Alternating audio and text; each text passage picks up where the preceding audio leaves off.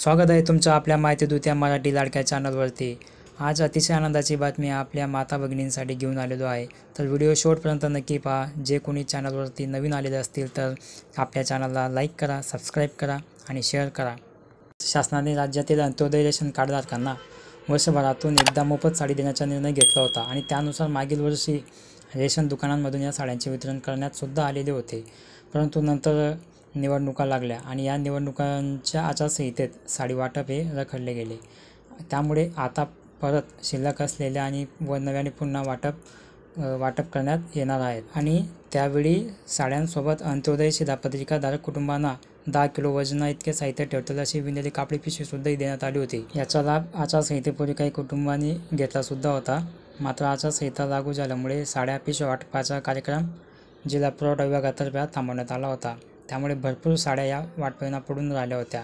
त्यानंतर लोकसभेची आचारसंहिता संपली आणि नंतर परत साडी पिशव्या वाटपाचा कार्यक्रम हाती घेण्यात आला होता आणि परत हा कार्यक्रम सुरू असतानाच विधानसभाची निवडणूक आली आणि परत आचारसंहिता लागली। त्यामुळे यांचे वाटप पुन्हा बंद झाले। तसेच साड्या घेण्यास संबंधित रेशन दुकानांमध्ये आलेच नाहीत। त्यामुळे हजारो साड्या आजसुद्धा या पडून आहेत।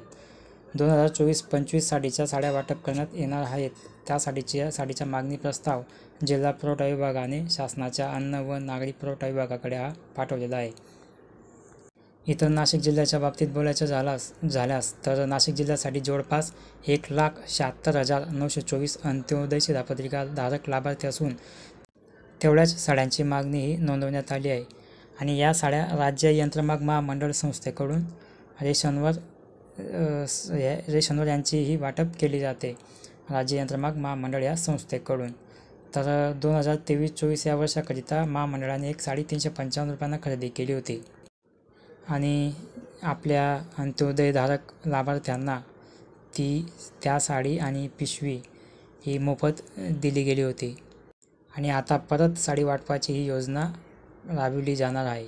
तर आजचा व्हिडिओ तुम्हाला कसा वाटला कमेंट्स करून नक्की सांगा आणि भेटूया परत पुढच्या अशाच माहितीपूर्ण व्हिडिओमध्ये। तोपर्यंत चॅनलला सबस्क्राईब करा, लाईक करा आणि शेअर करा। धन्यवाद।